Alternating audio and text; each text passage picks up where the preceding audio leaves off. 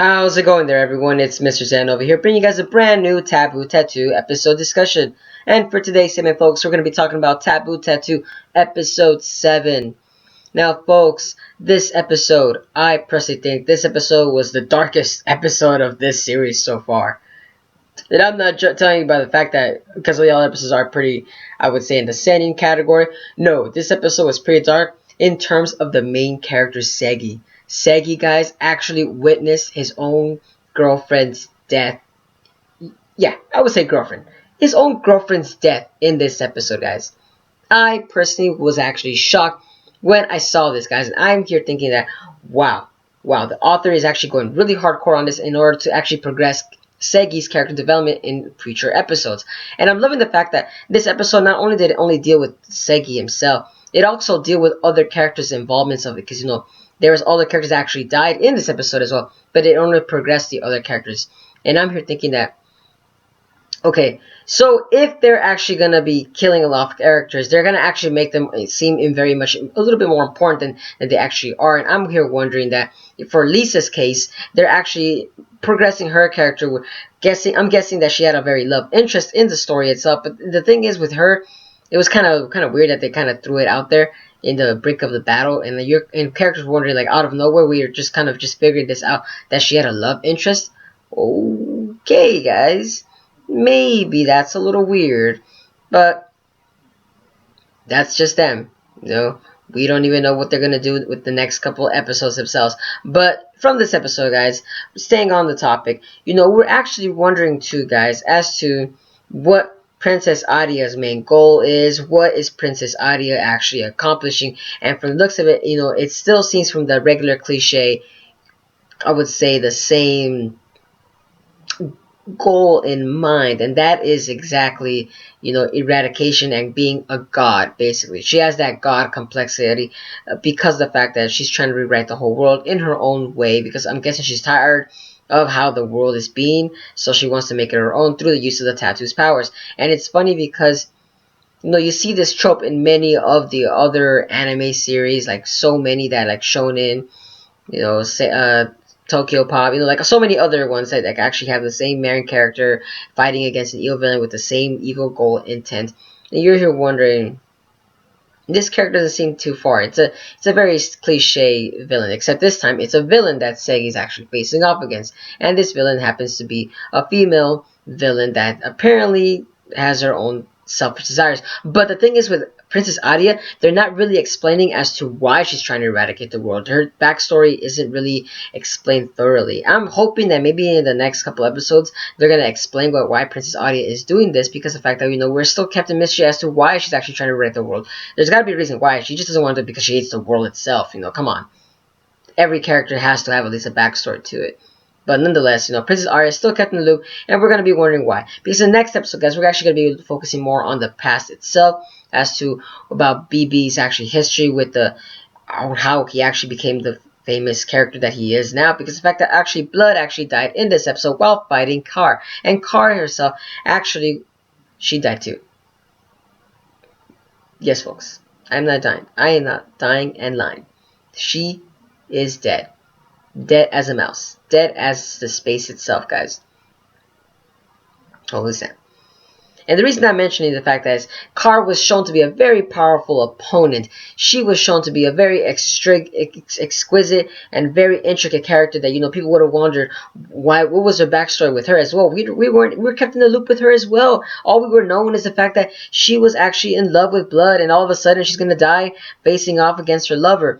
Now that kind of didn't make any sense, you know. It didn't really give any per character any progression. As a matter of fact, anything very, I would say, it didn't really give her off a very good death, you kind of say. It was kind of a selfish death. Okay, I'm gonna fight you dead because you don't love me. That kind of makes it sound like the mind of a psychopath, you know. You're here wondering why are you gonna kill yourself for someone that doesn't even love you? Doesn't make any sense.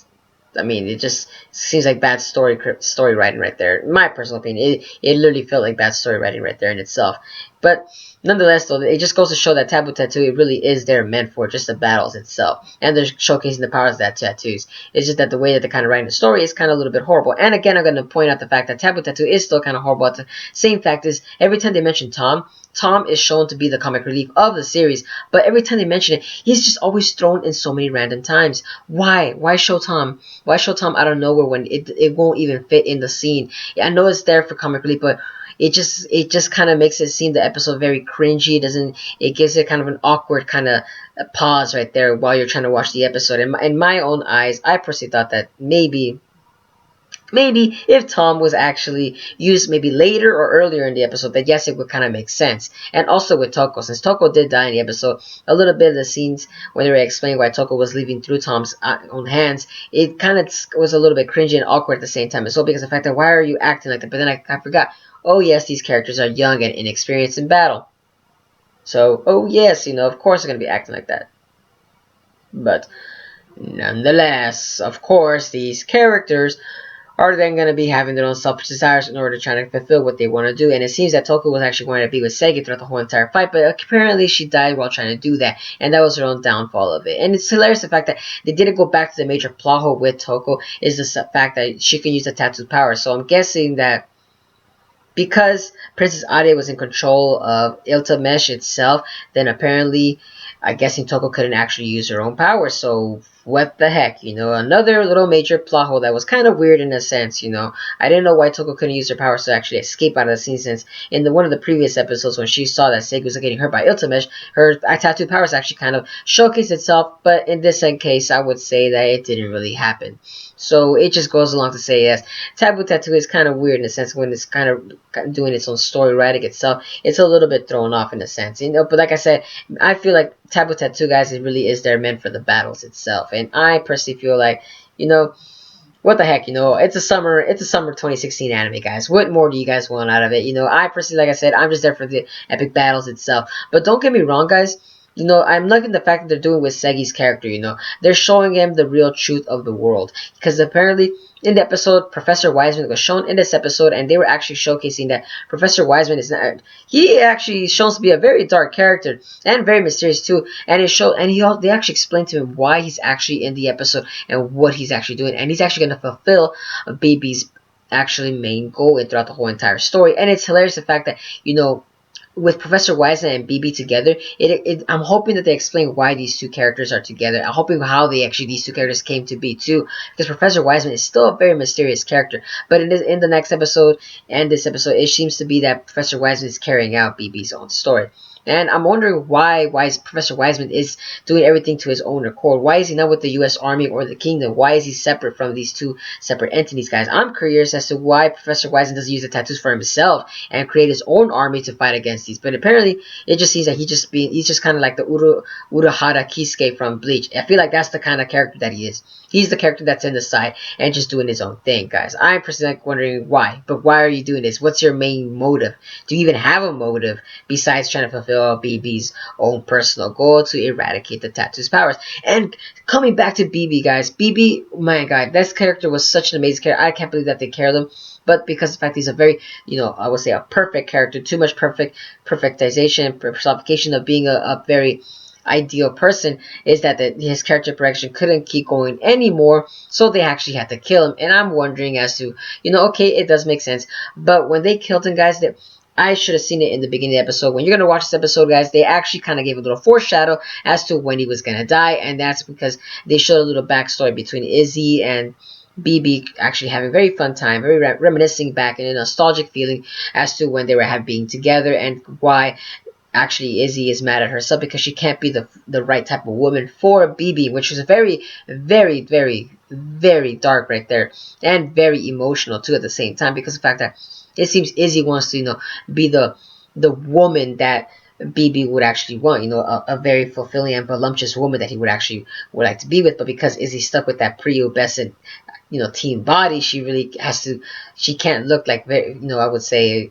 attractive to BB. And BB, of course, okay, since you hate the tattoos that made you look this, then I'll plan to eradicate all tattoos, hoping that maybe it would kind of, I would say, bring some balance to the powers itself, or at least give it like a little romantic, feeling in a sense. It was kind of very romantic in a sense. Also, the fact that BB was actually doing all this just for Izzy. And I'm laughing also at the fact that, I can't believe the author's trying to be giving a little romanticism in just in this little bit of the episode.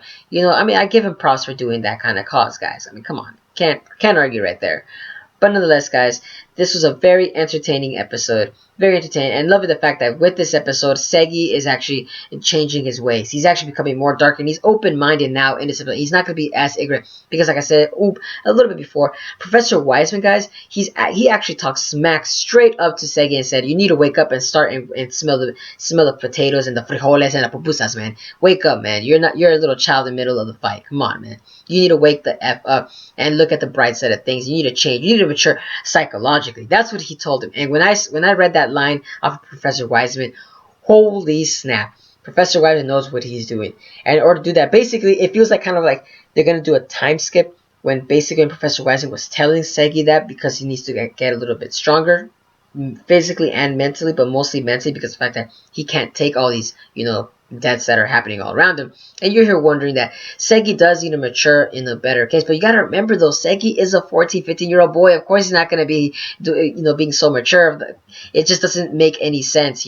Come on, guys. Professor Wiseman and the author, come on, guys. You guys got to throw in a little bit of credit as to wondering, it is still a 14-year-old. If he was 18, he was acting like that, okay, then yeah, maybe we would kind of question his mentality and be like, okay, are you sure you're fit for the U.S. Army? You would kind of think that. But of course, Segi is a little kid. So you gotta remember that, guys. He's a teen. He's still in his pubescent years. He's still horny. He's still liking women. He's doing all this stuff. But apparently, he's stuck in between the battles against major villains and two armies basically fighting against each other. So what can you do about that, guys? But come on, guys.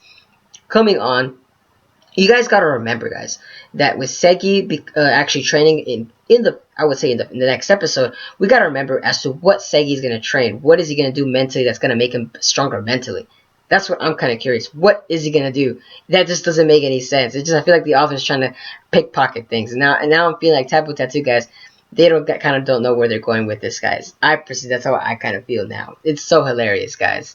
Taboo Tattoo is hilarious. Like I said, I'm really not there just for the battles itself. Taboo Tattoo is, I'm just curious as to what the heck is the source about. I just want to see Segi's own source. I mean, and also they kind of explained in the episode as to what the heck is the deal with the sources themselves. They look like these are majestic beats that actually have their own sense of, I would say they have their own artificial intelligence in them. And you're wondering as to how come they just don't pop out of nowhere, that you have to call them.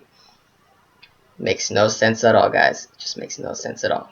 But nonetheless, guys, this is my review for Taboo Tattoo. I hope you guys enjoyed it.